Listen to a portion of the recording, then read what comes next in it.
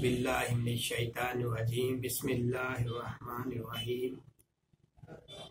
आज मैं दोस्तों को एक पैगाम की तरफ आपकी तवज्जो मबज़ूल करवाना चाहता हूँ।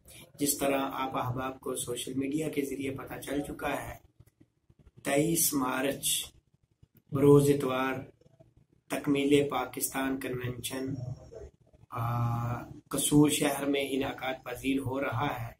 तो इंशाअल्लाहुल अज़ीज़ 22-23 के इस प्रोग्राम के हवाले से Nadeem Munir Saeedi, general secretary Lahore division Pakistan Falah party, इंशाअल्लाह आपसे ये वादा करता है कि उस दिन इंशाअल्लाह लाहौर से अपने दोस्त अहबाब के साथ अपने वो रुकन जो वोट कास्ट करने वाले हैं और वो अहबाब जो वहाँ पे इलेक्शन में हिस्सा लेंगे और तकमीले पाकिस्तान के प्रोग्राम में अपनी शिरकत करेंगे, उनको इंशाल्लाह साथ लेके चलेंगे और लाहौर से गुरोह दर गुरोह अफराद वहाँ पे पहुँचेंगे और इस प्रोग्राम को इंशाल्लाह कामयाब करेंगे।